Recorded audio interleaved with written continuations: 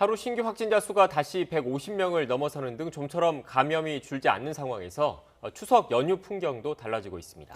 연휴 전에 앞당겨서 추모공원에 다녀오거나 온라인으로 추모를 하려는 사람들이 늘고 있습니다. 인천에 있는 추모공원에 취재기자가 나가 있습니다. 정현우 기자.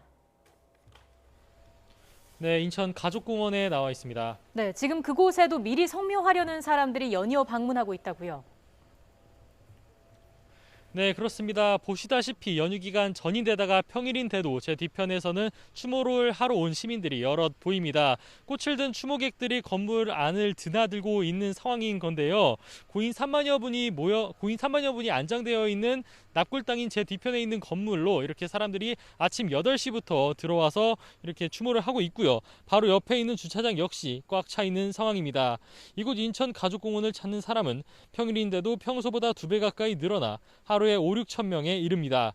성묘객이 이렇게 미리 늘어난 건 이곳 추모공원이 추석 연휴 동안 화장장을 제외하곤 전면 폐쇄되기 때문입니다. 인천 가족공원은 14만 명이 넘는 고인이 안치된 곳인데 연휴 기간에는 35만 명 정도가 방문합니다. 공원 측은 방문객 분산을 위해 성묘 기간을 지난 12일 시작으로 앞당겼습니다.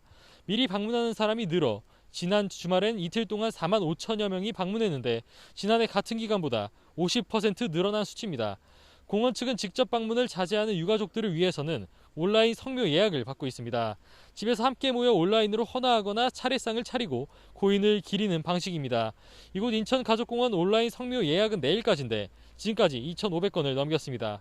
공원 측은 인천 외 지역에서 온라인 성묘를 신청한 인원 비율은 18%가 된다며 추석 기간 이동 자제가 어느 정도 이뤄지고 있다고 설명했습니다. 마찬가지로 성묘객 이동을 줄이기 위해 보건복지부 역시 오는 21일부터 이하늘 온라인 추모 서비스라는 서비스를 운영할 계획입니다. 보건복지부 장사정보 시스템에 신청하면 고인의 안치 사진을 미리 받아서 주변을 차례상 사진으로 꾸며 비대면 추모를 할 수 있게 됩니다. 정부의 이동 자제 명령에 따라 고향 방문이나 역귀성 역시 줄어들 것으로 보입니다. 매년 열차표 예매 전쟁이 벌어지는 경부선의 경우 작년 웹사이트 최대 접속자 수는 24만 명이었지만 올해는 21만 명까지 줄어들었습니다. 경남 창원과 전남 완도군 등 전국 지방자치단체들도 이동 멈춤 운동 등을 벌이면서 벌초 대행료를 최대 40%까지 할인해 주는 곳도 나왔습니다. 추석 때마다 관광객과 기성객으로 북적이던 공항도 한산해질 것으로 보입니다. 국제선은 탑승이 자가격리 등으로 제한되어 있고 국내선 항공편도 예약이 줄었습니다. 실제로 제주항공의 경우 오는 29일부터 다음 달 4일까지 예약률은 60% 수준에 머물러 있습니다. 지금까지 인천 가족공원에서 YTN 정현우입니다.